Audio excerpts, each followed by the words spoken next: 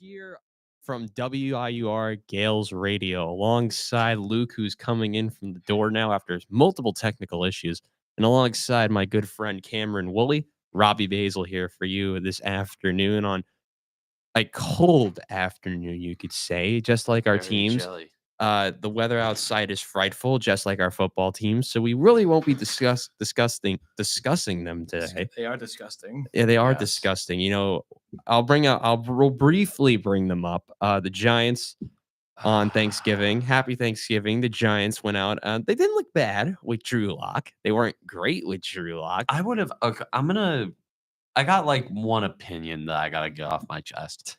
I would have loved to have seen Drew Lock play with a healthy offensive line because I think Drew Lock with a healthy Andrew Thomas and Jermaine Illuminor on the left and right side. I think in those early weeks, the Giants come away with a couple of those games. And the outlook of this season is completely different from that point on. Because if you remember the game against Washington, maybe with a little bit better quarterback play and, a kicker, they win that game. The game against Dallas. Which one? The first one. The first Dallas one. game on Thursday Night Football. Better quarterback play, they win that game. And the game against Cincinnati on Sunday Night Football, they probably win that game as well. And I know I'm probably forgetting one more game. Actually, wait. No, Yes. I'm not really I'm forgetting. I thought you were forgetting one. I'm talking about like weeks 1 through 6. Yeah, I think you might be forgetting one, but I'm not 100% sure. I know, just like I said, like the Giants would be 5-1 right now if they had good quarterback play. And I'm like, yeah, the math checks out. Math checks out. Trust me. I mean, Daniel Jones, who last time we were here did get cut by the Giants. He's now going to where is he going to? The Vikings? Yeah, he's on the Vikings. He's riding bench for the Minnesota Vikings. So, his practice squad. Vikings practice squad. W's in the chat. You can hit the sound effects if you want. Giants. He went from a Giants starting quarterback to the Vikings practice squad. What a stud! He's set for life. And he's got an economics degree from Duke, so I think he knows what he's doing. I think he's smart enough with his finances. Maybe he got the maybe he's going to use maybe he committed some fraud so he could rob so much money from the New York Giants. That's essentially what he's done. The Giants went out and lost on Thanksgiving. They weren't the only team to lose in a very close game on Thanksgiving. Shout out the Bears. Matt Eberflus. He's gone. He's still waiting. Yeah, I think his Christmas present was the final timeout. Yep. Maybe he was saving the final timeout possibly for Thanksgiving dinner. I don't know. Maybe that's a side dish we don't know about. I don't know what you paired a timeout with as a side dish. Personally, maybe you put that next to the stuffing on your Thanksgiving table. But the Detroit Lions got lucky a little bit. The Bears are driving down the field. Yeah. Caleb Williams gets sacked, and who doesn't want to use a timeout with 30 seconds left?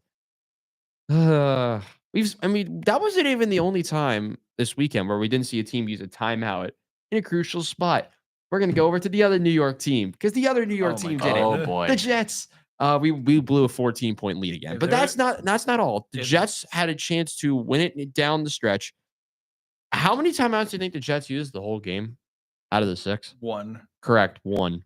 If there is a way to lose, the Jets will find it. Yeah, I mean, we could have burned timeouts, saved the clock. But no, the Jets are trying to rush their way towards Christmas, just like we're all going with the Christmas themes today. Yeah, we're all doing Christmas stuff. The 3 Santa hats, even though mine just says. I gotta say, I'm feeling Christmas this year. I don't know if it's different. I don't know if it's like I'm fortunate to say I've had a very solid semester, like just life in general. All of us have, I think. So I guess I'm in a better mood, which a good mood correlates to enjoying Christmas more. So I mean, you may not have a good mood from watching most of your teams this semester, but you're definitely not. Oh yeah, we'll get to that. But you do with your New Jersey Devils. We'll bring them up in a second. But with the NFL, there were so many great storylines. The Jets bottling it, the Giants bottling it, the usual stuff. There's one other team I have to bring up. The Cincinnati Bengals. Oh. The Cincinnati. I was going to bring up San Francisco, but or the Chiefs. If we want to talk about the Chiefs, we can do that later. Dude, that team, I've sounded off on them Too many enough times. on Sports Grid. I Well, mean, they're my 11 and God. 1. They are 11-1. They're 11-1, and they're going to win the Super Bowl because that's just what they do. Like, they know how to win, but they're just doing it in so many not convincing ways. It's like Patrick Mahomes, and it's the way Mahomes is doing it. Like, he's leading the league in passing attempts, and he's only thrown, like, I think 20 touchdowns through 12 games. He's a check down merchant, and broadcasters treat him like he's the best thing The hand of like God. ever. Like, they treat him as if he has the throwing arm of God himself. And I don't somehow see that God with went out. Mahomes this year, but they're going to get the job done because that's just what they do. They're winning games, granted, against some terrible teams. And when they played the Bills, they beat them or they got beaten pretty well. But with the Chiefs, I'm not seeing a lot from them. I'm not impressed, but Except for the 11 wins. yeah, Yes. dude, it's a very unimpressive 11 wins. Are you ready for some stats, ladies and gentlemen? It is stat time, and we're doing it on Patrick Mahomes today. We'll go to Joe Burrow in a second because he's part of this list. Patrick Mahomes this season, despite his team being 11-1, has thrown for sub 3,000 passing yards. How many quarterbacks do you think have more passing yards than Patrick Mahomes? I'm gonna guess double digits. Um, Although No, I heard somewhere close. that passing yards around the league were down. I remember early in the year It that is was, pretty down. It is pretty. It's not really down. I'm gonna but guess like 8 quarterbacks have more passing yards. I believe than it's him. 8 or 9. Here are the Okay. quarterbacks part of this list. Number 1 is Joe Burrow, who's stud, and his team is terrible. Fire Zach Taylor right Poor now. bastard. Second, and trailing him by only 40 yards, Lamar Jackson Dude, with just under 3,300 passing how yards. about Lamar Right Jackson, behind man? Lamar Jackson is the Jackson Smith and Jigba merchant, and that's Geno Smith is in third with 3,241. Bet you love to see that one. 100 yards behind him is my boy CJ Stroud, who's part of his very really? suspect Texans team, but because of all of his good games in the Dude, beginning CJ of the Stroud year, has been kind of suspect. he too. has been, but it's his He really second has. season. Do we really want to go gotta- after him? It's his what- second we season. got to open up a little something on CJ Stroud. Here. Maybe. we got to knock him off of the pedestal that we put him on. In fifth is a guy who might be traded, Kirk Cousins. There's been a couple of rumors about Cousins recently. I gotta say a thing or two about Big Kirko, dude. you were telling Old me. man Kirk Cousins. Dude, oh God, what the heck was that on Sunday against the Chargers? The Chargers, Although I'm saying like it's Christmas time, so we know what that means, man. Dude, it's that time of year for Kirk Cousins to start to gifting start falling interceptions. apart, Yeah, or gifting Start- turnovers. start losing big games.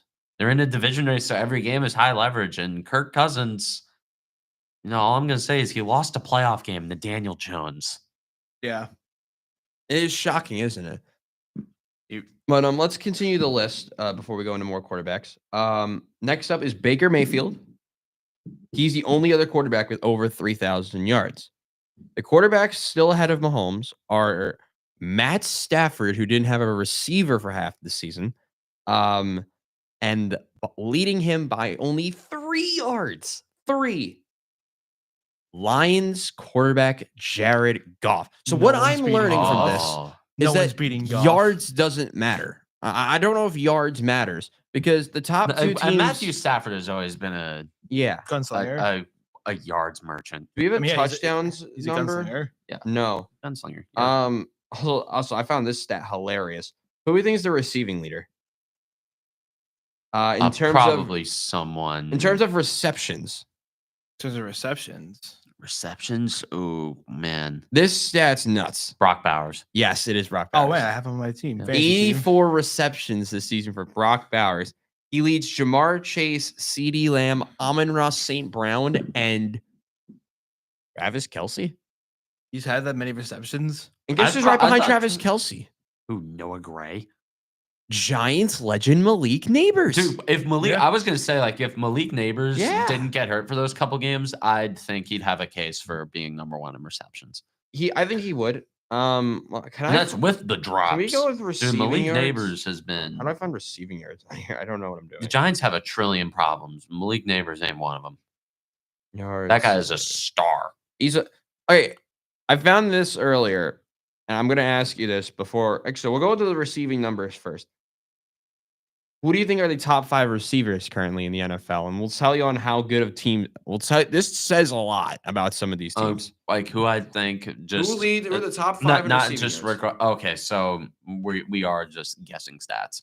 I'm gonna go. I'm on Ross St. Brown. No, Really, he's not top 5 in yards. no. There's a tight end and 4 receivers. Brock Bowers. Yes, he's 4th with 884 passes. Jamar Chase. Number 1, 1,142. Okay. He's one of 2 receivers with over 1,000 yards already. One doesn't get any touchdowns. One plays for a team without a starting quarterback, and one has been on the most surprising team in the NFL this season. Oof.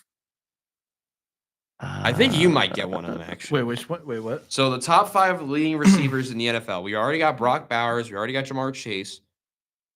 We need 2, 3, and 5, and there's only one more 1,000-yard receiver on here. That has their 1,000 yards already. It's not Mike Evans.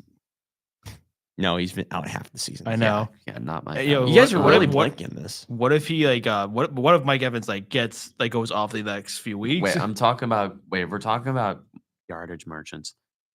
I'm gonna go out there and go Drake London. No. Oh, Right idea though. Puka Nacua? No, he's been awesome. yeah, injured. yeah. It's another guy who's been hurt. Do you want to hear your answers, Sure. or do you want one more guess? Give me the answers. Number 2 is Justin Jefferson. Oh, okay. Oh, guys should have. He's Well, at I- 1,038. Third is scary Terry McLaurin. Okay. Oh, Terry. How about Terry McLaurin, 896, and then 5th, the only good player on the Dallas Cowboys offense, CeeDee Lamb. Oh. Hmm. Boy, I hope he didn't. I goofed up big time there. Yeah, you did Wow. bottle that. Wow. Despite him able to nail the Not quarterbacks. good. That is no bueno. Running backs, there's all. I love this. Like stat. running backs, yeah. Saquon Barkley, Derrick Henry, Josh Jacobs. This is where it gets interesting. We'll stop rattling off stats in a minute because there's a point I'm gonna make with all of this. Yeah, Saquon Barkley, Josh Jacobs, Yep. Derrick Henry, Yep. Jameer Gibbs, Yes, he's 4th, and one more. David Montgomery. No. Um, I had a feeling you were gonna go Demont. Do you want to take a guess, Luke? You guessed the team earlier. Multiple, well, at least one. So it is for which stat? Rushing. You learned. Rushing. So yeah, Saquon and I got it. We Henry. Kyron Williams. Yes, he is. It's 5th. Okay, Here's I the nailed s- it with the running Here's the backs. stat I'm going to bring up. In the NFL right now, there's 2 running backs with over 1,000 yards. Both of those running backs have over 1,400 rushing yards already. Oh, Saquon Barkley is currently on pace I know. for 2,000 yards still. I know. But you know. I know. But you know. How I is know. that it was a possible? I know. Well, it was a mistake to take him 2nd overall, But though. Apparently, let me bring up my point from this. Remember that? Most of the stat leaders are on teams that we have question marks about. Do we ever think about that? The only team I don't think we can question from this list, I think it's Detroit, honestly. Yeah. Philadelphia, yes. But that's now a complete, Philadelphia. That's a yes. complete team now. They Now they really are. figured their stuff out. They're like a Pokemon. Like they start out really slow. They start out as like those baby versions, like your old Bulbasaur or Like, whatever. And I then like as the conventional season, like starter Pokemon. yeah, that's how it you're works. starting Pokemon. You're a Bulbasaur's. You're a what's the one? Yeah, well, your Froakies, your Chimchars. No, your Quaxleys of the world. Squirtle, Goat Yeah, Squirtle, love Squirtle. And as the season goes on, I'm just flexing my Pokemon knowledge. he knows too yes. much about Pokemon, and they Yes. like evolve to like a different Pokemon as the season goes on. So now you have freaking Venusaur and Greninja. Greninja just doing all the water attacks. That was like Lamar Jackson. Carried Ash Ketchum to the Kalos League final. Yeah. You want to talk about a generational playoff run? You know what? Dude, 2016 Greninja. Ash Greninja. He's better than LeBron was James. Prove me wrong. Pikachu. Dude, that was a 2018 LeBron. Pikachu folded. No. Pikachu Pikachu never scored any big wins. Exactly. He never scored any big wins. He's a system Pokemon. He's a system Pokemon who was kept around forever. A system Pokemon. Listen, I'm sure, I love this. In the movies, he'll buckle down and do some stuff and get the job done. His big win was in garbage time against Tobias in the Sinnoh semifinal against Latios. Which, granted, Latios, legendary Pokemon, but how legendary are we talking here with Latios? Like Hall of Famer, maybe, but Latios is a borderline legendary Pokemon. Sure, he's cool. But he's Latios. Don't get me wrong. This is pre-Oraz Latios. Yes. This is pre-Mega Evolution Latios. So what is happening? Not great. Dude, we got to fill this time somehow. Oh, no. Well, I got a bigger story. This is pre-Mega Evolution Latios. Pikachu uses a Volt Tackle, which is a strong move. Doesn't use it enough. Uses Volt Tackle, gets a tie. And that loses the battle for Ash Ketchum. Sure. An impressive win, a Pikachu beating a legendary, no matter how legendary, that's still impressive. But that's the only major win that Pikachu had. Dude, Pikachu lost. And then in the following region, he loses to a Lucario that evolved mid-battle. Started as a Riolu, a baby Pokemon, useless. And then evolved into Lucario down the line. And then you lose to Lucario. And then loses to Lucario. Amazing. The Pikachu power scale, Pikachu. He's a system Pokemon. Pikachu. Now, granted, it took a while for Ash Ketchum to do it, but even then, when Ash Ketchum won the Alola League, it wasn't Pikachu who got the killing blow for him. It was his Lincoln Rock. Can I get to my point about the whole Pokemon thing? Yes. So here's my point, and this is what I'll get to. Go back to the stat leaders for a second. I'm just testing my audio real quick. Did you recognize a theme with the top of certain stats, what team they're on? Two of the big stat leaders are on the Cincinnati Bengals. And they're sub 500. It's that defense. It's the question marks. You question the logic on how this is possible. You can really compare the Cincinnati Bengals. They are the Big 12 from a couple of years ago. High flying offense. Defense is a myth. You got to go into the archives from years prior to find the Bengals defense. Maybe they're on a trip to the Galapagos Islands. I don't know. They're going to this somewhere in Oceania. I don't know. But they're going to somewhere obscure because they don't want to play football apparently for the Cincinnati Bengals because they don't do anything. I said it this year this defense is going to evolve a little bit. Not really, other than Trey Hendrickson. Trey Hendrickson's leading a Pro Bowl voting somehow, which also makes no sense because he plays for the Bengals and they don't defend anyway. It's a remarkable how bad the Cincinnati Bengals defense is. And because of the defense, Joe Burrow, stud. Jamar Chase is impeccable. Chase Brown's had an underrated run at running back. I got to highlight him more. Chase Brown, dude. Well, that's a good back. He's great. They've had solid numbers from other players. But the defense does absolutely nothing. It's like a piece of paper in the wind. It just blows away. How is that possible? How are you third behind?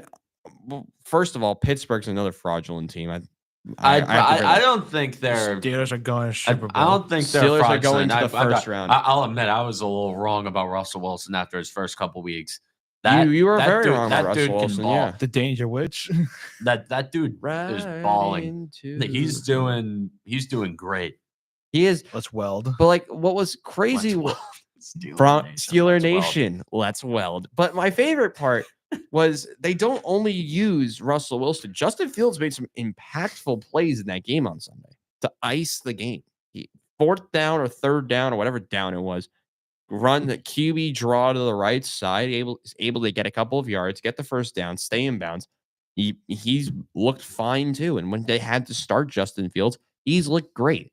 for the most part. I wouldn't say great. Not the but, beginning, but like as he got more familiar with the system, future Giants quarterback Justin Fields looked. I don't think Justin Fields. I It- could see Brian Dable if he somehow stays. Like, which I think no, I'm not getting into that today. Yeah, But no, we'll say that for January. We'll say that for if these guys come on my podcast because we still got a couple of because we don't have after this, guys. We don't have a month and a half till we film yeah, again. well, we got a month and a half before we do anything. So this is listen, and yet, chat. We talked about Pokemon already on this podcast. yeah. What is happening today? Well, I mean, you brought up Pokemon. Well, because I was trying to finish the reference and we went on a tangent for yeah. 15 minutes.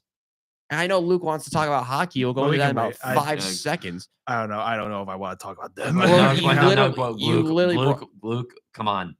This I know you got something in there. Also, you got something in there, buddy. Come on. We'll finish up. Football. Yeah. But yeah, no, the football. The Jets suck. The Dolphins are falling apart. The Bills clinched the AFC East already, dude.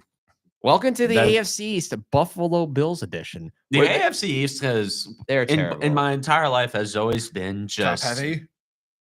It's been top heavy. It's been a dictatorship for my entire life. There's been no competition atop that thing. You had like a couple years there, or you had like a year where the Bills were kind of good. It was like Josh Allen's second year where he wasn't Josh Allen, but he was kind of good. Like you had that 1 year where there was a question as to who would win. And then you had last year with the Dolphins and the Bills kind of being in a little dogfight. But now the Dolphins have fallen apart. Well, they can still they get to play the Jets still 2 more times this year. Oh, that's right. They get to play the Jets twice. I didn't know that. I mean, again, those divisional games you can never really tell. But I mean, those Dolphins, I don't trust them. They got to play in the cold. It's cold out. It's cold out. I mean, it's pretty much wraps for them too. I mean, the crazy part about this whole thing is when you look at the standings, I don't even think the Buffalo story or the Cincinnati Bengals are the biggest stories of the week. I don't think it is because there's one more story before we go into hockey that we need to address. The collapse of San Francisco. Oh, yeah. Now, let me bring this up. Fantasy football managers, I know, are going to war tonight for Isaac Guerrero, who's going to start at running back for the Niners because they've lost not just Jordan Mason, but CMC for the regular season. Again. Yep.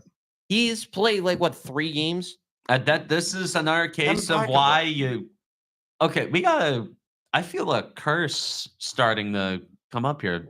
The curse of the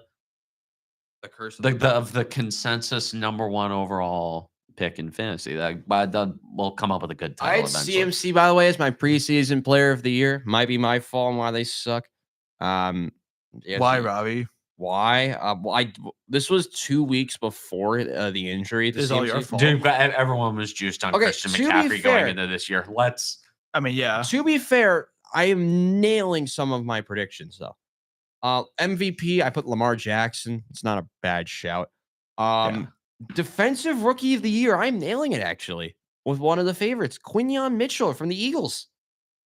He's been great. He's putting up sauce. Can anything bad happen to that franchise? They can't beat the Jets. They lost to Zach Wilson last year, guys. Yes, that was the bad. So did the Giants. I thought they were falling apart going into this year, and I'm like, all right, great. The Eagles are falling apart because I didn't think Saquon would suddenly get his breakaway speed back. They still have Nick Sirianni. I know they still have Nick Sirianni, but this team is who's doing a great job, by the way. It's Nick Sirianni's been to a Super Bowl more recently than us, so. And they're doing something right. He may have cried during the anthem because the script writers knew he was going to lose. But I knew he was I knew from that moment on, the Eagles are probably losing this game. So looking at the rest of the league, what's the other biggest? Is there any other big storyline other than Minnesota? But I don't want to talk about Minnesota. Well, Minnesota is just another fraudulent. They're mad, dude. They're gonna get. They're probably going to match up against Washington in the first round, and they're going to get beaten in their home stadium by another NFC East wildcard team. Yes. I was like, hey, I know we Not a lot of people are talking about it, but Washington, they kind of can't beat teams that are good. But again, it is Jaden Daniels' rookie year. He'll be fine, and we're going to My be NFL that predictions are so. dude. That's another boot we're going to be stuck under for the next decade and a half. Hey, Detroit losing 6. Oh Lord, kill me now. I mean, No, so I just want to rattle this off. I'm looking at my predictions. The only playoff team missing I'm 5 for 7 in both conferences of teams making the playoffs. The teams that I have missing at making the playoffs that will not make the playoffs from the AFC. I didn't have Buffalo making the playoffs. That was my big shocker this season. The teams I have missing the playoffs from my predictions are the Dolphins and the Jets. The NFC, I have Tampa Bay and Dallas. well, Dallas, Dak got hurt. Dallas, I have them at 7th, so it wasn't like the worst prediction. Yeah, and Dak got hurt, so like Yeah. you can't. They were really, still not doing very well with him. But yeah, they probably would have. They would have squeaked into the play in the NFC. They would have squeaked in. but oh no, and San Francisco. Okay, yeah. San Francisco. Nobody could have predicted them falling apart like this unless you are a dedicated, and I mean dedicated, San Francisco 49ers hater. Yeah. I mean, I don't even know you pick. I mean, we all know Jaden Daniels is probably winning Offensive Rookie of the Year over Caleb, and he deserves it. Yeah, but Jaden Daniels we're talking about football too much. We're half an hour in. Hockey time, ladies and gentlemen. It is hockey time. We'll save the Rangers for a minute because the Minnesota Wild. Yeah. What is happening to Minnesota? The Minnesota teams. Kaprizov. Kirill Kaprizov. Go. And they're getting some pretty good goaltending too. Philip Gustafson. That guy is a wall. Yep, he is. He is the brick wall. I mean, they're not even the biggest storyline. I think there's 3 shocking teams this season so far. Toronto taking the lead in the Atlantic. Well, the Atlantic is just mid this year. It's kind of mid, but Toronto's won 8 of 10, so you got to give them their flowers a little bit. Yeah. Well, I'll give them their credit. Craig Washington for being the leading team in goals. They've scored only team with over 100 goals so far, by the way, is Washington. You couldn't have told me that would have happened in the beginning. They made moves. They did make moves. Washington was an afterthought to me going into this year. Same. And then you have Minnesota. Yep. Who are 16-4-4, headlined by my boy Kirill Kaprizov. They passed the Jets in the standings. They're tied for first with the Jets. Or they're tied with them. I know Kirill Kaprizov sounds like a Capri Sun, but no, it is Kirill Kaprizov, not Kirill Capri Sun. I know someone said that in my chat last week on my stream. I know that happened. that happened during the live stream for my show last week. I said Kirill Kaprizov, and they're like, "Are you sure it's not Capri Sun?" No, it is Kaprizov, chat. Kaprizov, but Kirill Kaprizov is doing something special. If you look at the there's no P in his first name. It's not Kirill. It's Kirill. It's just drop the P and you're good. Man, everyone said it to me wrong because everyone's saying it's Kirill Kaprizov. Well, because the only people who know how to properly pronounce hockey players' names are the people. All right, Kirill Kaprizov. Sickos like me and Luke. Kirill watch the sport. Is it Kirill Kaprizov? Yes, Kirill Kaprizov. You got it. 38 points in 23 games. That's all. He's my heart winner. So far after the Thanksgiving checkpoint, I think he's my heart trophy. He leads the team in goals, assists, and points. He leads in everything other than penalty minutes. Says he might win the May Bing. Yeah. How many penalty minutes do you think he has? Yes. Don't look at it. Don't look at it. Don't look. He has his hockey reference page up. I think he already said how many penalty minutes he has. 6. This reference 6. Penalty minutes. That's ridiculous. Yep. He can do everything right. And he's staying on the ice.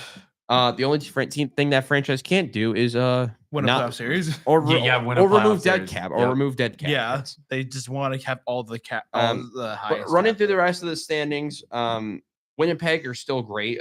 They have been struggling a little bit. They lost 3 in a row, but they have a very tough schedule this week, by the way. Yep. Colorado's still mid. I don't know what's going on with Colorado. I've watched a couple of their games. They looked really bad. Positive for them though is that they are 3rd in expected goal. They are 3rd per money puck. Yeah, that is true. But again, that leads to a whole new problem. Luke, you know this guy pretty well. Alexander Georgiev. That guy cannot stop a beach ball. Yeah, That's the He's problem turning there. into Jack Campbell when he signed the new contract. Yeah, with the Edmonton Oilers. they have a Speaking of the negative Oilers, they're score. fourth, by the way, and they still look meh, like Edmonton.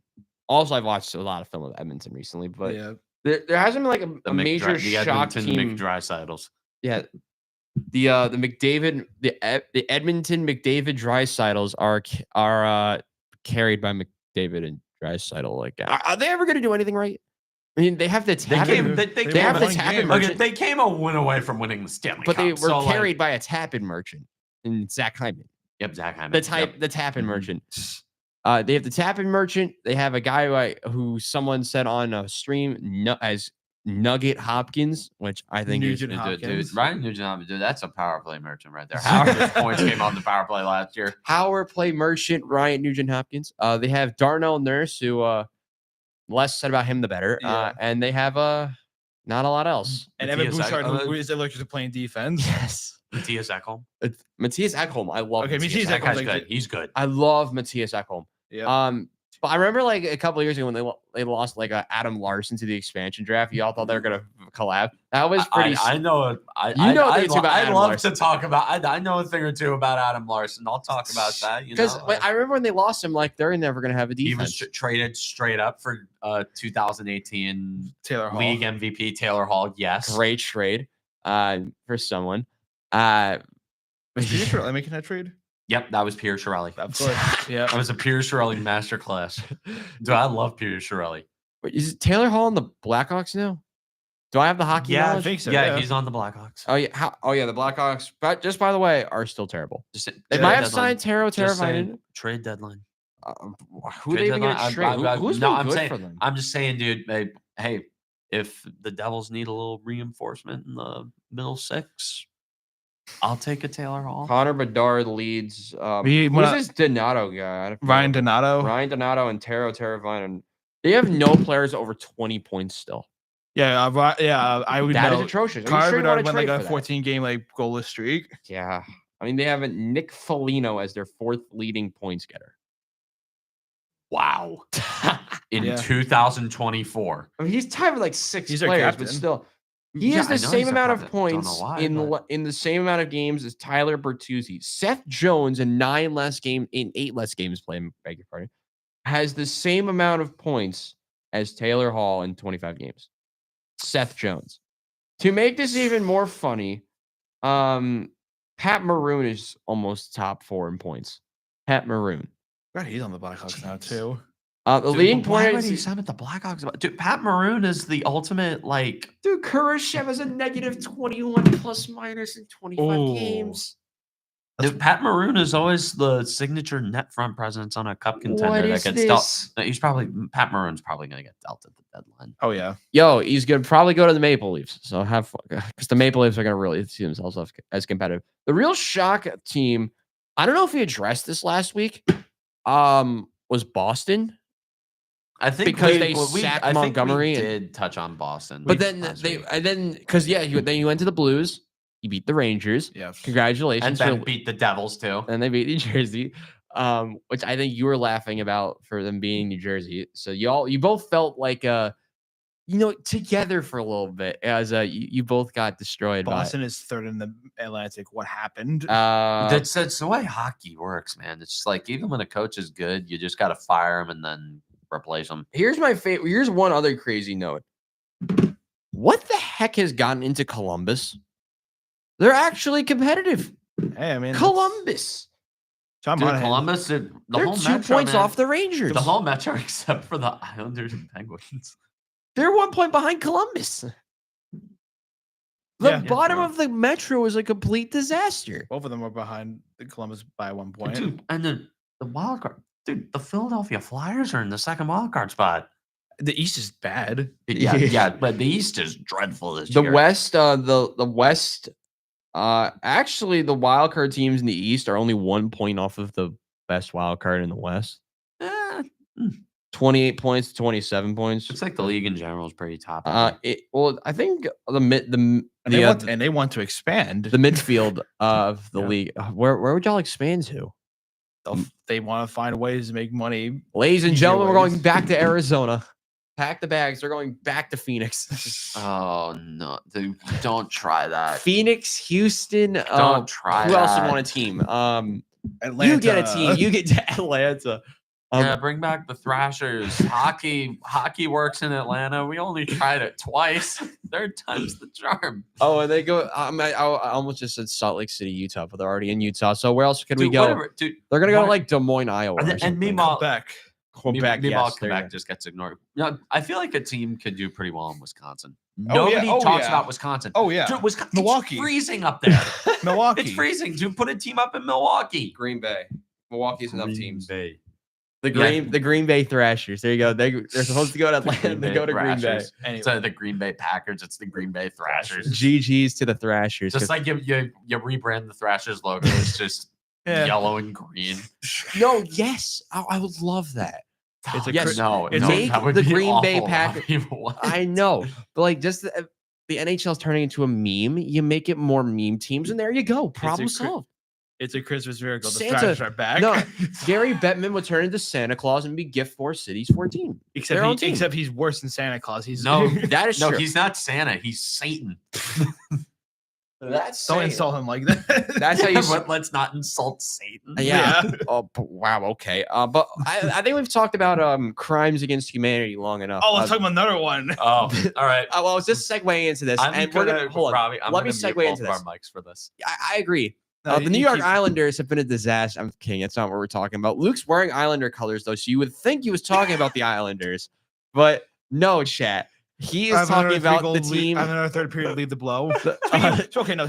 Hold on. Let me Islanders. finish this intro. But unfortunately, the defense for the Rangers looks like the New York Jets defense in the prime minutes of a match because they turn into Swiss cheese at pivotal moments. And Cam will now be muting my mic as Luke will discuss the internal clown show or the circus of the New York Rangers. So, Luke, you have the floor. So I gotta go back to like last week where I said it was a critical point for the Rangers to get themselves right. So during Thanksgiving, I'm in Florida to visit family. There's a internet outage. I'm trying to watch the game at 1 on Friday. Keeping up with the game. They get their first shot of the game against Philadelphia 12 minutes into the first period. Sam Rosen out there roasting them, saying they need a GPS to get in the offensive zone. So I'm like struggling to keep up with the game. And then when I do, it's like one of the worst efforts I've seen from them against a team like the Philadelphia Flyers, who they're just handing them their lunch at every shift. They get 2 quick goals at the beginning of the game. And that was it. They basically had no fight in them. And Mika Zibanejad had a chance to tie up the game with like 5 feet out from the net, and he hits the side of the net. I knew it wasn't blocked or anything. I couldn't give him the benefit of the doubt because I saw it happen in real time. And he missed. And the season and stretch that has not been good for him. Keeps getting worse. But then the next day, they followed up, having a 3-1 lead going into the third period. The Montreal Canadiens tied it up then, but then they got a goal with 20 seconds left to win the game. All right, that's a good momentum boost. I could feel pretty good about that. And then what happened on Monday was they love giving up a lot of odd man rushes, and they cannot defend the rush. I don't know where Braden Schneider was in the first goal, and I also don't know what Artemi Panarin was doing, not defending or covering for him. And I have been very much a guy who defends Artemi Panarin to death because he gave me the greatest moment I've been at the Garden when he scored an overtime goal against the Penguins. So I like never disrespect him or any way. But last night he did not care to play defense at all. And you were taught in the league in youth hockey to cover your freaking defensemen when they're pitching. And he did not do any of that. He left Keandre Miller and Igor Shesterkin on an island for an easy goal against Jesper Bratt and Jack Hughes. What are you doing? And then the Devils just basically handed them their lunch. Though, according to the deserve to win meter, the Rangers could have won this game somehow, in some way, because yes, that's what the nerds want to tell us, that the Rangers deserve any bit of that game to win. With their stupid shot totals. Yes, the deserve meter. It's still. Hold on. They may not win on the ice, ladies and gentlemen. But you could probably say they'd win the President's Trophy on the Deservo-meter. I don't know. They don't Back even to win you, that mate. very often. Yeah, that's also very true. I'll be honest. And Chris Drury's got to like back up his talk now of wanting to trade someone because, fellas, the Rangers don't play again until Friday. Oh, nice. So they're going to have to sit with this one for a week. Well, I'll mute me for a second. So now, instead of actually having to watch this team play hockey, you have can to study for finals. Congratulations. I could and do video projects. That too. You don't have to stay up for 2 a.m. But Chris, to do videos. I don't know. Nothing probably happens. But if Chris Drury wants to put his money where his mouth is, he makes a freaking move and he gets one of these losers off the team. They have no appetite to compete. I thought you were about to talk about like the Chicago Blackhawks or something. They probably would do better here, actually. They have no appetite to compete. There's nothing here. They get dominated. Despite what numbers say, they get dominated and and just do not show up. And it's a sorry effort from a sorry bunch of losers that they have there. And yet they are still 2 games above 500. And the East is bad. So it's really, things are spiraling out of control. And yet nothing is really damaging them just yet. But it's getting very close. And you can't expect and Jack Hughes also got a breakaway. He went to disrespect them, like slowing up and trying to do the Forsberg move, and nothing was done about that from their side. No one went out there to show them that no one's going to do that to them. They have no fight. They don't defend themselves. They are all playing for themselves. They are all playing for themselves and not for the team. I know that Instagram hockey looks pretty good right now. Oh, definitely. 100%. It looks amazing. When they allow people to go into their house and be disrespected.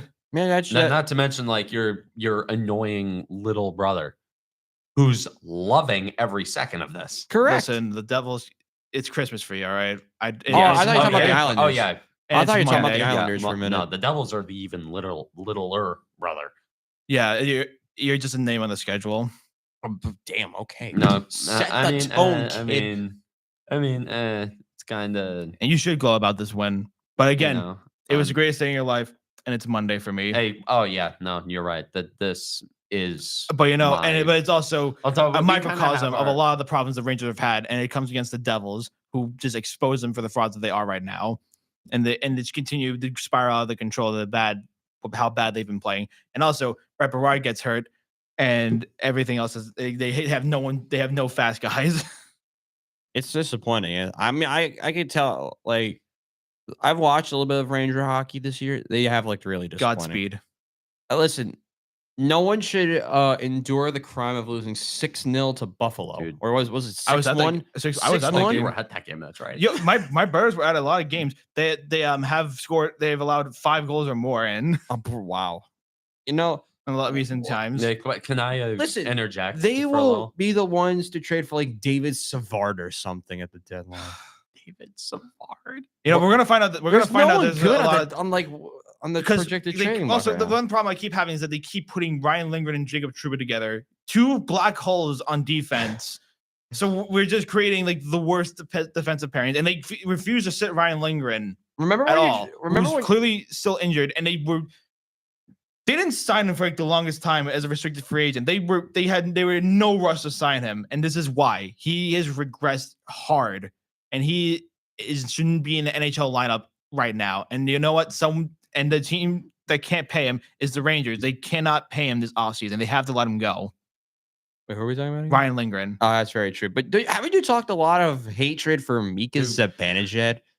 I just want to bring this up about Mika Zibanejad. There are a couple. I have one stat to bring up about Mika Zibanejad. He got essentially got traded with a second-round pick for Derek Brassard. So if you want to think about a move that's bad, he got traded for Derek Brassard. Oh, the move looked really good for a few years, and for about like 2 weeks. For 2 years. Also, Mika Zibanejad is also still playing. Well, yeah, true. Mika Zibanejad also is a. You have a current player. Whoa.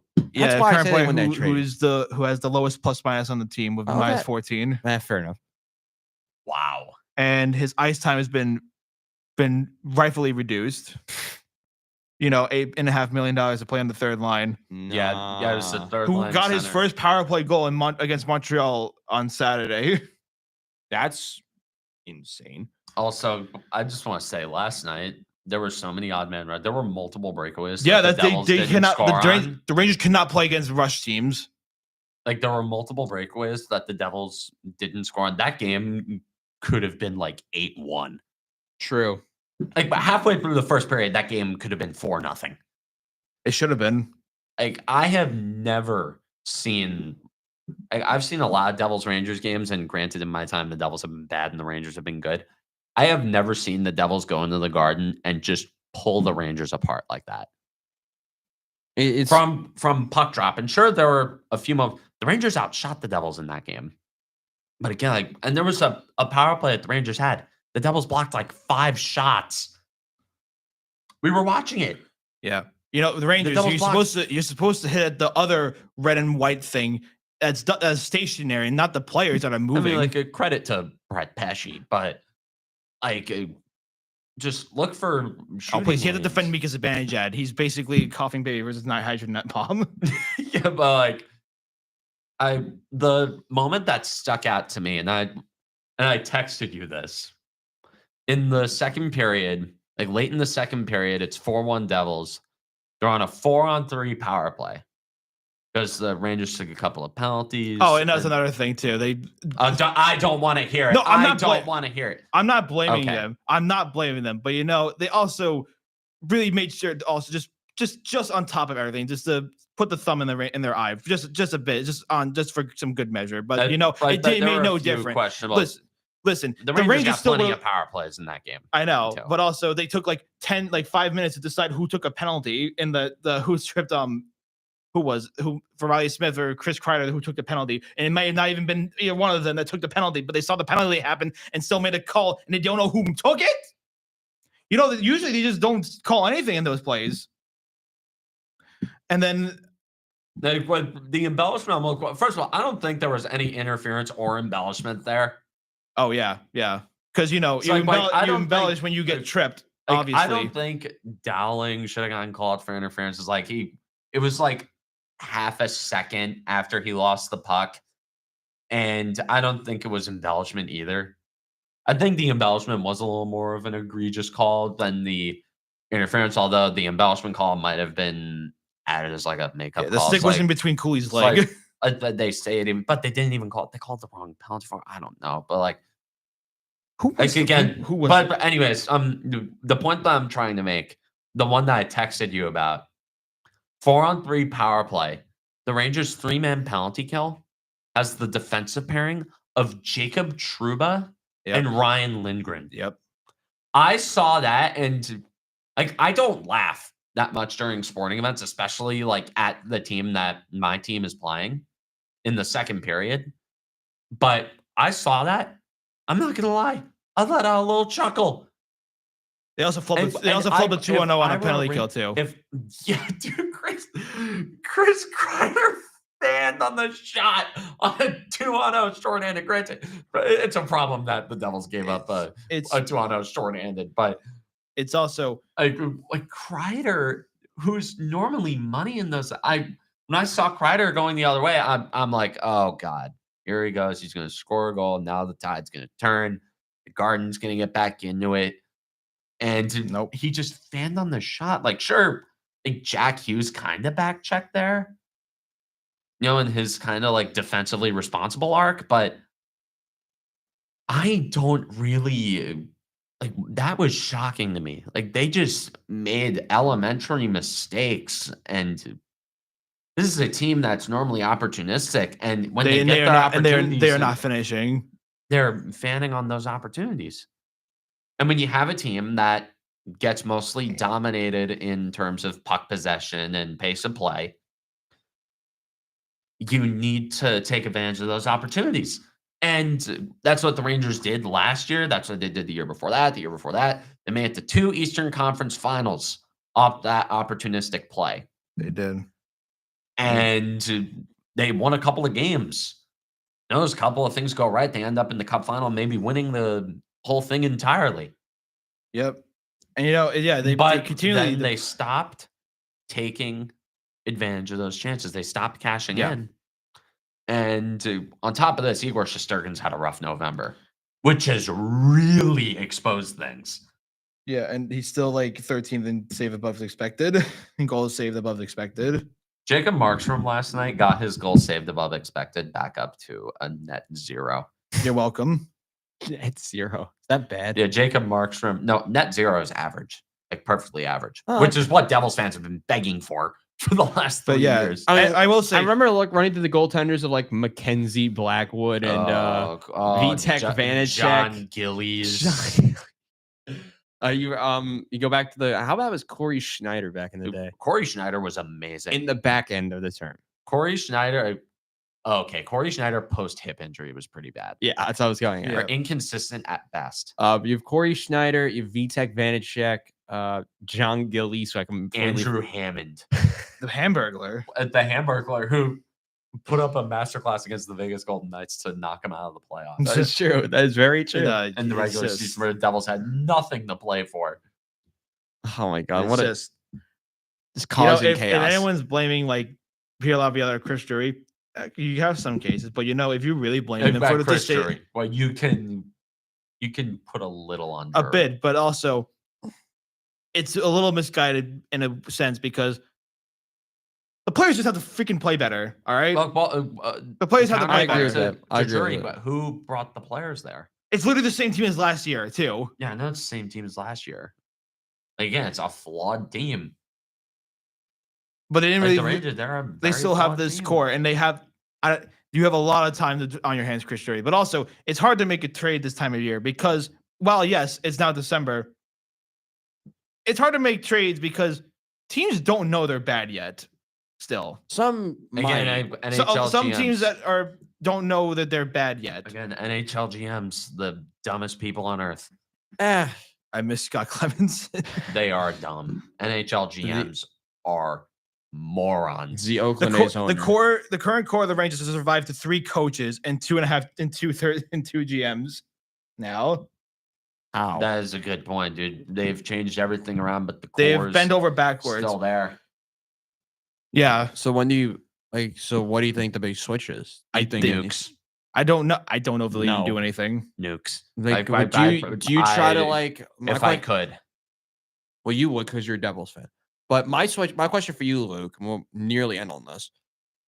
When you have the Rangers, you do have pieces underperforming. I can agree. I can attest to you on that. Mika Zibanejad. And Vincent Trocheck. Do you go out and retool and trade them for like equally talented players? They can't. That contract for Zibanejad's untradeable. Yeah, and that's true. They are stuck with him. But I'm saying that's just an example. Like, would you trade someone all right for another all right player, but just to switch it up a little bit? I think you gotta trade Trouba. There's no the bridge has been burned because he should be traded to the Sharks. Prove me wrong. Oh yeah, he's a no trade clause. You can't trade him though. Like, who's gonna take him? You might be surprised at how many teams might be interested. How many teams are on the no trade list for him? Or like no trade clause? 13. 13. Jesus, it's about half the league, but there's still half the league to still trade him to the Kings. Please trade him to the Kings. They have no defense. I don't know.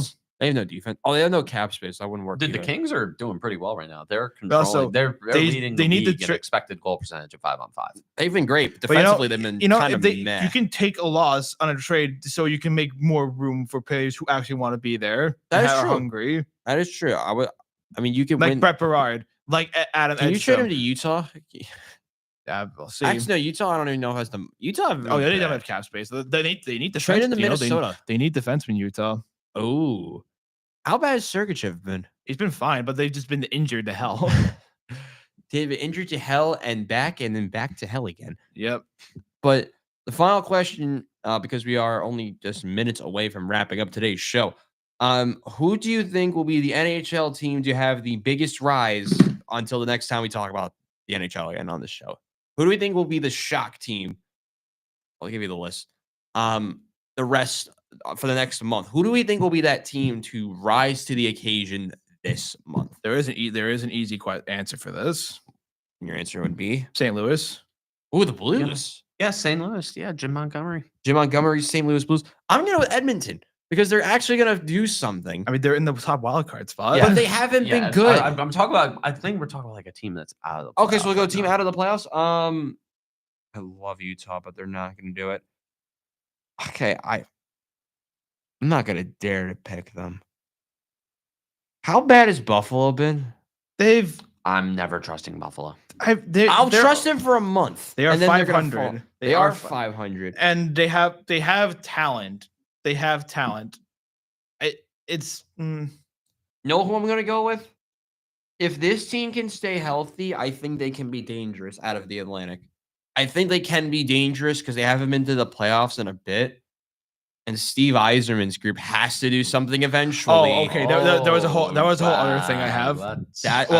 They have to prove something. Their goalies are injured. I know that. Yep. I have all my goalies on my fantasy team are injured. I'm gonna say because they're gonna figure it out. They're without Cam Talbot and who's Alex Leon again? Alex Lyon. Cam Talbot's been really good. I mean, look at his he's fifth in goals saved above expected. He's not expected to be available for the next 3. He'll be out for like a week and a half. I know.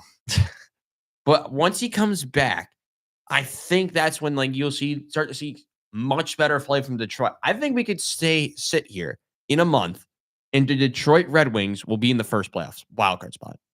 I think it's a very possible. Spicy one. That's a very big possibility. The Rangers are certainly giving it away right now. As they are giving away. They're letting the teams back into it. Yeah. Because the New York Rangers should be, I think, either in control in a division spot, in a divisional spot, or in complete control of the first wild card.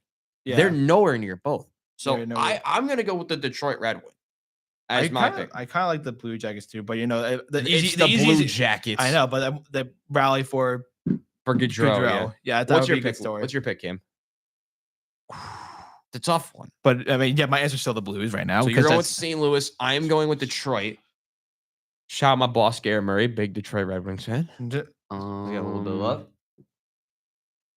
I think there's one other obvious answer. I think there's one other obvious answer. Viewer Jack Dolan is picking Buffalo, I think. He's going with Buffalo? Okay. I actually like the Buffalo pick. Yeah, I guess the obvious answer is Tampa Bay. That's not the obvious. That wasn't the obvious pick I was going for, but that kind of works too. Tampa Bay is technically out of the playoffs. How is that possible? They're 1 point out of the playoffs. They're going to figure it out. The team I was thinking that was obvious, and a team I think if they could get healthy and defend, I think they could figure out was Utah.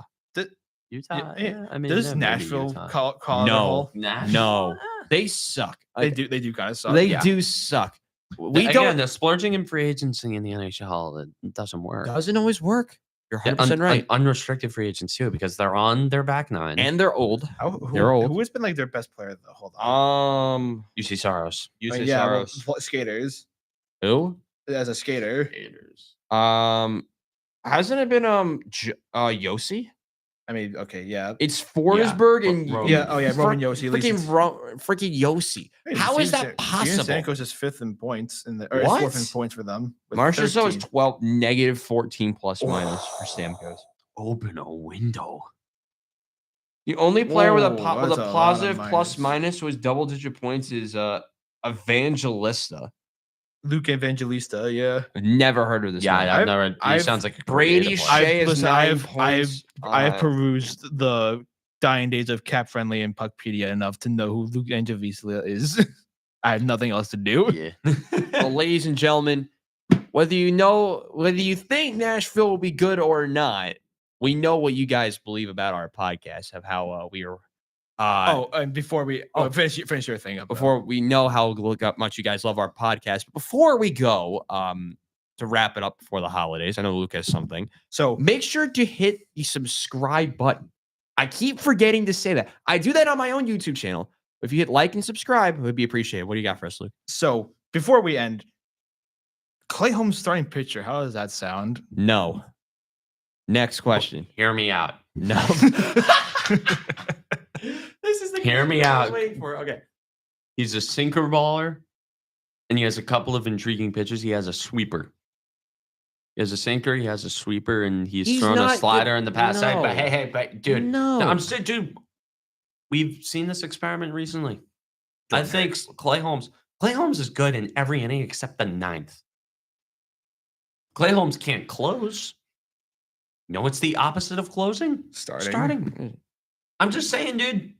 Clay Holmes, if you make him take a couple miles an hour off his sinker, it's got great horizontal movement. I think Clay Holmes starting pitcher could work. Like when I saw that headline, I was sort of kicking myself about it because I'm like, why did I not think about this before? Well, I thought it was a pretty solid idea. It's a weird one. All things considered, it's a weird idea, but it's a decent one.